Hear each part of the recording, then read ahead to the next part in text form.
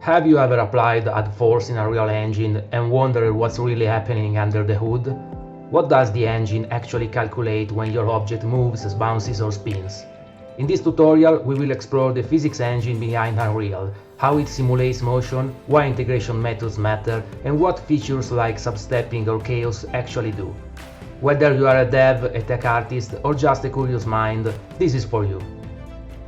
In a game engine, the physics engine simulates the object's physical behavior within the scene, making the interactions more realistic. Its main functions include rigid body dynamics, manages the motion and collisions of solid objects based on physical laws. Collision detection determines when and where two objects touch in space. Collision response decides what happens as a result of a contact. Constraint and joint handling allow connections between objects which may be rigid or flexible. Soft body physics simulates deformable materials. How does the physics engine compute all this? At the core of it all lie the concepts of position, velocity and acceleration. From classical Newtonian mechanics, we know that to change an object state we need to apply a force. A force generates an acceleration, which changes the velocity, which in turn alters the position. We can say that velocity is the derivative of position over time, and acceleration is the derivative of velocity over time. To compute how position and velocity evolve over time, we need to solve two differential equations, dv over dt and dx over dt. Around 1768, Euler developed a simple method to estimate solutions without complex math involved. Based on the definition of a derivative as a rate of change, the idea is, if you know a function's value at a given time, you can use its derivative to predict where it will be a moment later. This numerical method of solving differential equations is ideal for use in game engines, as it's simple, light, and aligns well with the concept of updating systems each frame, during the tick. Assuming the delta time of the tick as our time step, the formulas become: to compute the velocity at the next time step, we take the current velocity and add the acceleration multiplied by delta time.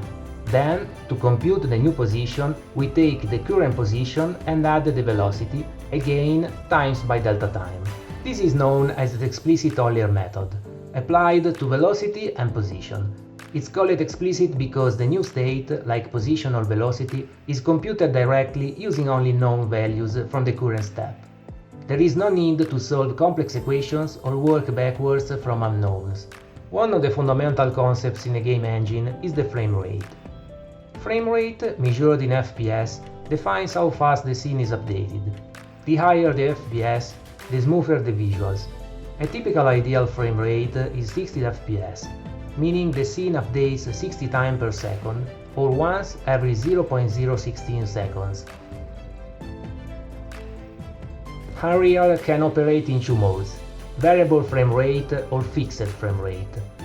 In variable frame rate mode, the delta time between frames varies depending on the system's performance. This ensures the game runs in real time, regardless of hardware capabilities. In fixed frame rate mode, Unreal tries to maintain a constant delta time. If a hardware can keep up, the simulation remains real time, so 1 second simulated equals 1 second real time. However, if the system can't maintain the target frame rate, Unreal will still simulate using the fixed delta time, even if more time has passed. As a result, the simulation slows down, since less simulated time is processed per real-time second, breaking real-time behavior. The frame rate setting can be found in the project settings under Engine General Settings.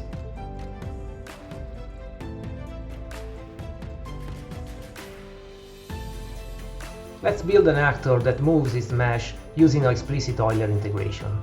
We will perform calculations inside the tick function, linking the Euler step size to the delta time passed as a parameter.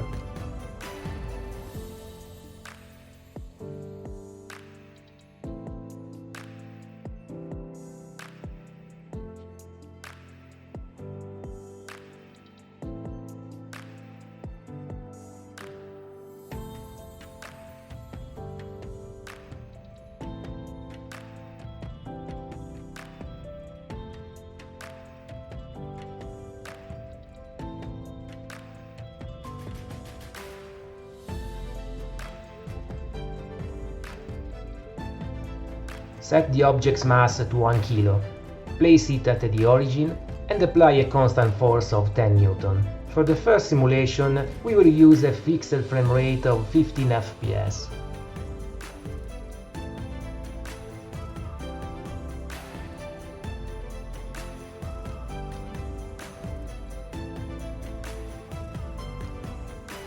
After running the simulation, we observe that after 10.06 seconds, slightly more than 10 due to an extra iteration right after the limit, the cube has traveled 503.33 meters.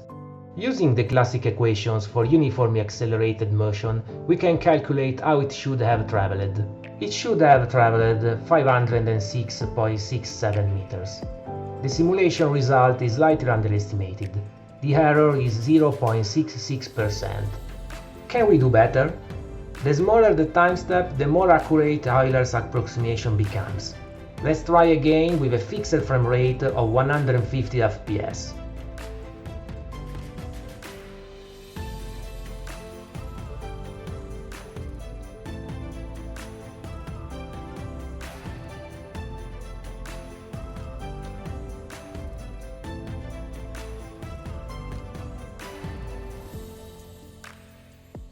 Now, after 10 seconds, the cube travels 499.66 meters.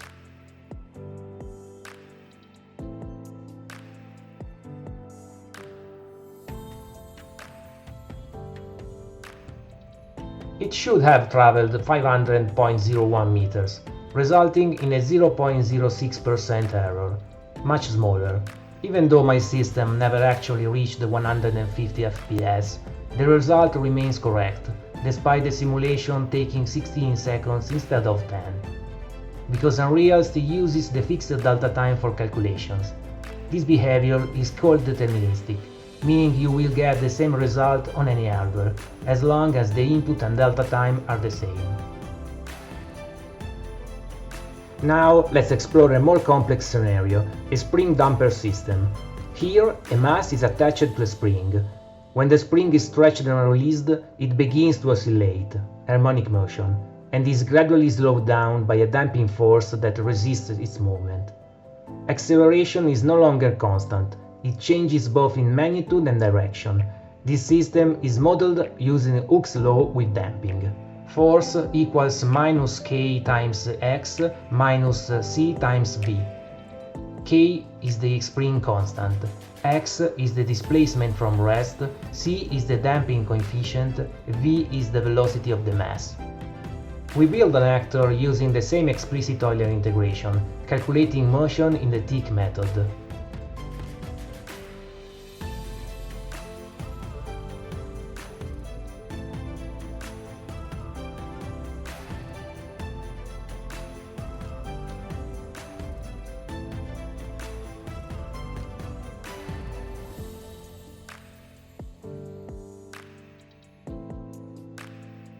Let's set a fixed frame rate of 19 fps.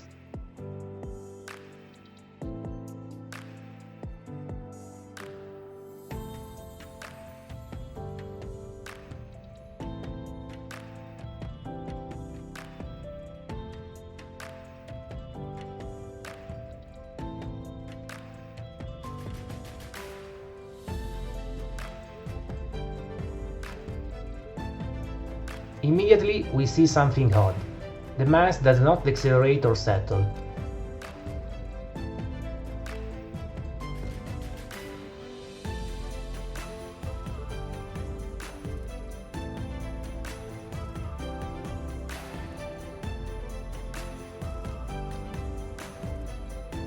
At 30 fps, things get worse. The system doesn't stabilize but instead amplifies the oscillations infinitely. This demonstrates that the explicit Euler method not only requires a very small time step to work correctly, but it also gives inaccurate results when the acceleration is not constant. We need something better. In our current method, the new position is calculated using the previous velocity. In systems with high acceleration, this causes delays in position updates. Let's modify our integration step. This is called Semi-implicit Euler. It updates the position using a newly computed velocity, not the old one. Semi-implicit Euler comes from the study of Hamiltonian systems, where total energy is conserved, for example, an ideal spring. Explicit Euler doesn't preserve energy. It often adds energy, causing simulations to explode. Semi-implicit Euler doesn't exactly conserve energy, but it oscillates around the current value, maintaining long-term stability. This property is called symplectic stability. Let's apply this small change to our code and compare results. Even at very low frame rates, 15 FPS, the system now converges to its rest position.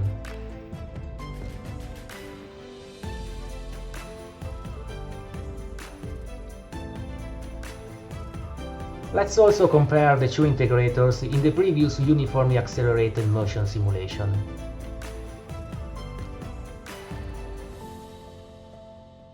We notice that the semi-implicit method slightly overestimates the result compared to the explicit one, while still maintaining the same level of accuracy even at low frame rates.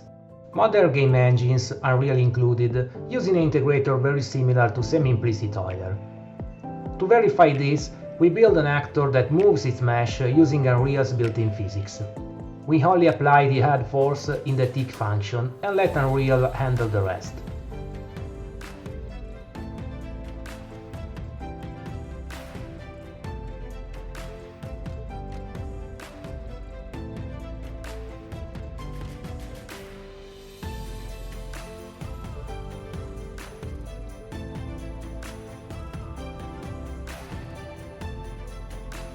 Comparing these to our two custom integrators, the results at both low and high frame rates match the semi-implicit method.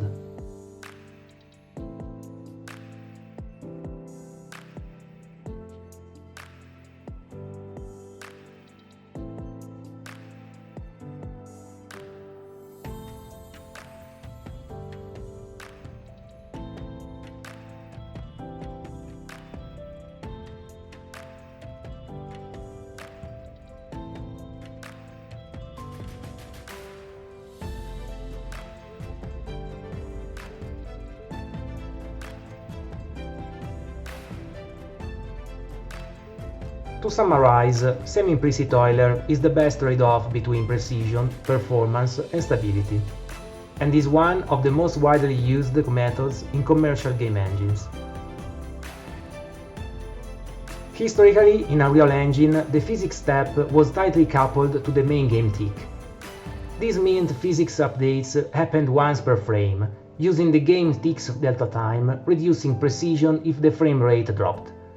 To fix this, Unreal introduced substepping. With substepping, Unreal internally splits the tick's delta time into smaller steps and updates physics at each substep. This makes it possible to lower the game frame rate without losing physics accuracy, while still keeping physics and gameplay logic in sync. Substepping settings can be found under Engine Physics. To enable it, check substepping, set max substep delta time, the max duration for each substep, and set the max substeps, the max iterations per frame.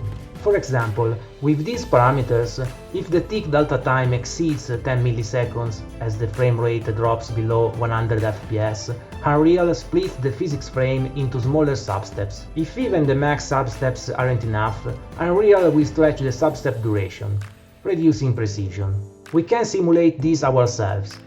Let's build an actor affected by gravity using the semi-implicit integration and the custom substepping loop inside the tick. Our substepping logic approximates Unreal's, though the real implementation is more advanced.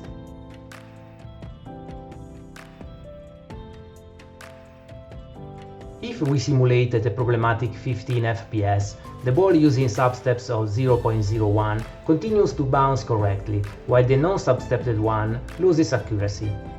This technique lets us decouple physics frequency from game tick rate without drawbacks. Starting with Unreal Engine 5, PhysX is no longer the default physics engine. Instead, Epic introduced Chaos, its own in-house physics system.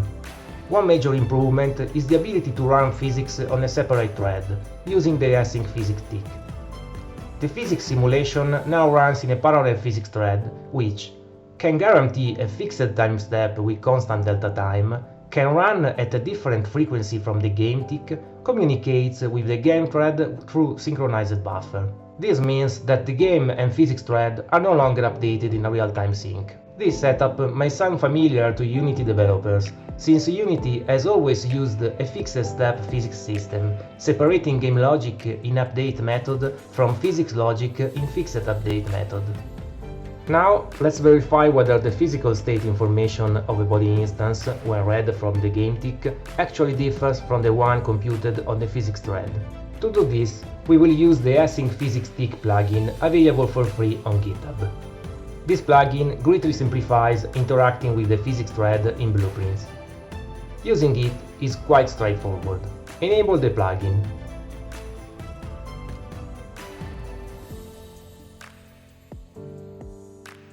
Activate Async Physics Tick from Unreal's physics settings.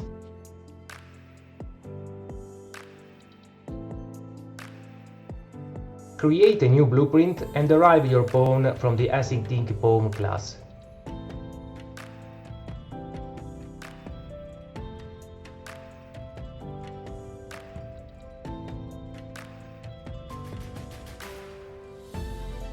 Create two variables to store position vectors. This is essential because we cannot access non-thread safe operations, like printing to the screen or log, directly from the physics thread. We will instead store the values and print them later in the main tick function, when it's safe to do so.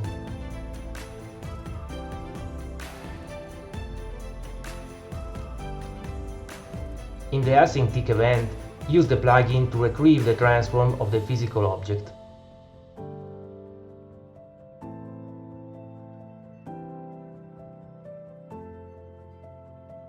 In the regular tick function, retrieve the transform using the classic getWorldLocation node and compare the two vectors, printing the results.